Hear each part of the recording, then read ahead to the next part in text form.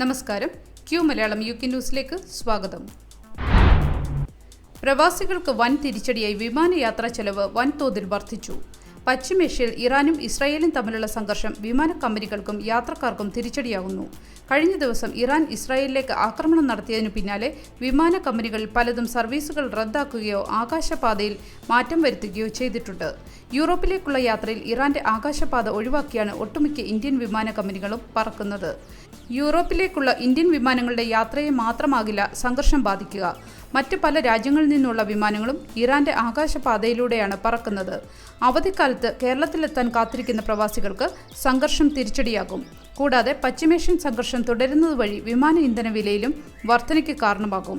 ഇന്ധന സർചാർജ് എന്ന പേരിലാണ് വിമാന കമ്പനികൾ പലപ്പോഴും ഇത്തരം ചാർജുകൾ ഈടാക്കിയിരുന്നത്. UK, ജർമ്മനി ഉൾപ്പെടെ യൂറോപ്യൻ രാജ്യങ്ങളിലുള്ള മലയാളികൾക്ക് കേരളത്തിലേക്കുള്ള യാത്ര കൂടുതൽ ചിലവേറിയതായി മാറും. തിരുവനന്തപുരം വിമാനത്താവളത്തിൽ വിമാന സർവീസുകൾ ഏപ്രിൽ 21 താൽക്കാലികമായി നിർത്തിവെക്കും. ശ്രീ പത്മനാഭസ്വാമി ക്ഷേത്രത്തിലെ പൈങ്കുനി ആറാട്ട് ഘോഷയാത്രയോട് അനുബന്ധിച്ചാണ് വിമാന സർവീസുകൾ നിർത്തിവെക്കുന്നത്. പൈങ്കുനി ആറാട്ട് ഘോഷയാത്രയുമായി ബന്ധപ്പെട്ട് ഏപ്രിൽ 21 തിരുവനന്തപുരം അന്താരാഷ്ട്ര വിമാനത്താവളത്തിൽ 5 മണിക്കൂർ വിമാന സർവീസുകൾ നിർത്തിവെക്കും. വൈകുന്നേരം 4 മുതൽ രാത്രി 9 വരെ വിമാനത്താവളത്തിന്റെ റൺവേക്ക് കുറുകെ ഘോഷയാത്ര നടക്കുമെന്ന് TIAL ബുധനാഴ്ച അറിയിച്ചു.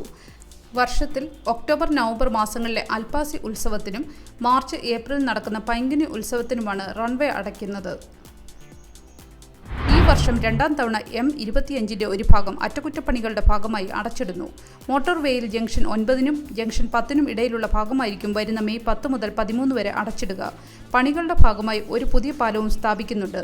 15 ടണ്ണോളം ഭാരം വരുന്ന 68 ബീമുകളും 40 ടണ്ണോളം വരുന്ന 4 ബീമുകളുമായിരിക്കും പാലത്തിലുണ്ടാവുക എന്ന് നാഷണൽ ഹൈവേസ് അറിയിച്ചു. കഴിഞ്ഞ തവണ ഡ്രൈവർമാർ നിർദ്ദേശം പാലിച്ചതിനാൽ മോട്ടോർവേയിലെ ഗതാഗതം 2/3 കുറയ്ക്കാൻ സാധിച്ചുവെന്ന് നാഷണൽ ഹൈവേ വക്താവ് പറഞ്ഞു. ഭക്ഷ്യ ഉൽപ്പന്നങ്ങളുടെ വിലയിൽ ഇടിവുണ്ടായതിനെ തുടർന്ന് UKയിൽ പണപ്പെരുപ്പം വീണ്ടും കുറഞ്ഞു. പണപ്പെരുപ്പം 2.5 വർഷത്തിനിടയിലെ ഏറ്റവും താഴ്ന്ന നിലയിലേക്കാണ് എത്തിയത്. മീറ്റ്, ചോക്ലേറ്റ്, ബിസ്ക്കറ്റ്, ഫർണിച്ചറുകൾ, വീട്ടുപകരണങ്ങൾ എന്നിവ ഉൾപ്പെടെയുള്ള ചില വസ്തുക്കളുടെ വിലയാണ് കുറഞ്ഞത്. എന്നാൽ പെട്രോൾ, ഡീസൽ വില ഉയർന്നു. ഔദ്യോഗിക കണക്കുകൾ പ്രകാരം വില സൂചിക 3.4% നിന്ന് മാർച്ച് വരെയുള്ള വർഷത്തിൽ 3.2% കുറഞ്ഞു. മെയ് 9 ബാങ്ക് ഓഫ് ഇംഗ്ലണ്ട് പലിശ നിരക്ക് സംബന്ധിച്ച് അടുത്ത തീരുമാനമെടുക്കുന്നത്. പണപ്പെരുപ്പം 2% എത്തിക്കുക എന്നതാണ് ബാങ്ക് ഓഫ് ഇംഗ്ലണ്ടിന്റെ പ്രഖ്യാപിത ലക്ഷ്യം. ദുബായിലെ വെള്ളപ്പൊക്കം മൂലം ആയിരക്കണക്കിന് UKയിലേക്കുള്ള യാത്രക്കാർക്ക് തടസ്സം നേരിടുന്നു. UAE വിമാനത്താവളത്തിനും UKയ്ക്കും ഇടയിലുള്ള 7 വിമാനങ്ങളാണ് എമിറേറ്റ്സ് റദ്ദാക്കിയത്. ബ്രിട്ടീഷ് എയർവേസ് 4 എണ്ണമാണ് റദ്ദാക്കിയത്. ചൊവ്വാഴ്ച മാത്രമായി 75 വർഷത്തിനിടയിലെ ഏറ്റവും ശക്തമായ മഴയാണ് പെയ്തത്. ഒറ്റ ദിവസം 254.8 മില്ലിമീറ്റർ മഴയാണ് അലൈൻ മേഖലയിൽ പെയ്തത്. ദുബായ് ഗ്ലോബൽ വില്ലേജ് പൂർണ്ണമായും വെള്ളത്തിലാണ്. വലിയ നാശനഷ്ടമാണ് കണക്കാക്കുന്നത്. NHS ജീവനക്കാരിൽ 4-ൽ 3 പേരും മാനസിക ആരോഗ്യവുമായി മല്ലിടുന്നുണ്ടെന്ന് പുതിയ കണക്കുകൾ വെളിപ്പെടുത്തുന്നു. ഫെബ്രുവരിയിൽ NHS ജീവനക്കാരെ ഉൾപ്പെടുത്തി പ്രസിദ്ധീകരിച്ച സർവേ പ്രകാരം 2023 ജോലി സംബന്ധമായ സമ്മർദ്ദം കാരണം 41% ജീവനക്കാർ മാനസിക ആരോഗ്യ വെല്ലുവിളികൾ നേരിടുന്നുണ്ടെന്ന് മുന്നറിയിപ്പ്. ഇതിനുള്ള പ്രധാന കാരണം ഉത്കണ്ഠ, സമ്മർദ്ദം, വിഷാദം അല്ലെങ്കിൽ മറ്റ് മാനസിക അവസ്ഥകൾ എന്നിവയാണ്. ദേശീയ ഫണ്ടിംഗ് അവസാനിക്കുമെന്ന പ്രഖ്യാപനവും ജീവനക്കാരുടെ മാനസികാരോഗ്യത്തെ ബാധിക്കുന്നുണ്ടെന്നും ഡേറ്റ സൂചിപ്പിക്കുന്നു. UKയിലെ മരുന്നുക്ഷാമം ബ്രെക്സിറ്റിലൂടെ കൂടുതൽ വഷളാക്കിയതായി റിപ്പോർട്ടുകൾ. ലഭ്യമല്ലാത്ത മരുന്നുകളിൽ അടുത്തിടെ ഉണ്ടായ വർധന ഡോക്ടർമാർക്കും ഫാർമസിസ്റ്റുകൾക്കും NHSനും രോഗികൾക്കും പ്രശ്നങ്ങൾ സൃഷ്ടിച്ചിട്ടുണ്ട്. ADHD, ടൈപ്പ് 2 പ്രമേഹം, അപസ്മാരം എന്നിവ ചികിത്സിക്കുന്നതിനുള്ള മരുന്നുകളാണ് കഴിഞ്ഞ വർഷം UKയിൽ ഏറ്റവും ദൗർലഭ്യം നേരിട്ടവ.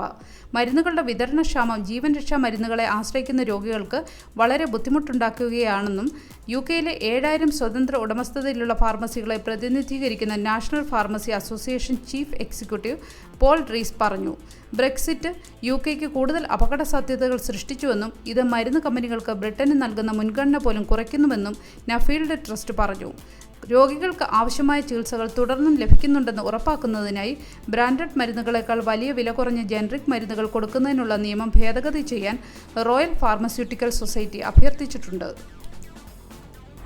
ലോകവ്യാപകമായി തട്ടിപ്പ് നടത്തിയ സൈബർ സംഘത്തെ പോലീസ് പിടികൂടി.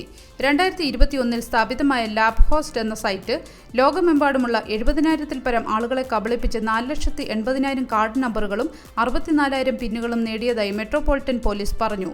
ഇമെയിൽ വിലാസങ്ങൾ, പാസ്വേഡുകൾ, ബാങ്ക് വിശദാംശങ്ങൾ എന്നിവ പോലുള്ള വ്യക്തിഗത വിവരങ്ങൾ മോഷ്ടിക്കാൻ രൂപകൽപ്പന ചെയ്തതാണ് ഈ ഫിഷിംഗ് വെബ്സൈറ്റുകൾ. മാഞ്ചസ്റ്റർ, ലൂട്ടൺ വിമാനത്താവളങ്ങളിലും എസെക്സിലും ലണ്ടനിലും ഉൾപ്പെടെ 37 പേരെയാണ് ഇപ്പോൾ അറസ്റ്റ് ചെയ്തിരിക്കുന്നത്.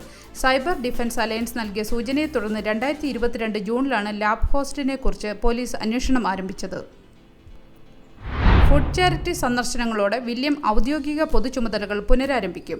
വെയിൽസ് രാജകുമാരിയുടെ ക്യാൻസർ രോഗനിർണയം വെളിപ്പെടുത്തിയതിനു ശേഷം ആദ്യമായി വെയിൽസ് രാജകുമാരൻ ഇന്നു മുതൽ ഔദ്യോഗിക പൊതുചുമതലകളിൽ തിരിച്ചെത്തും.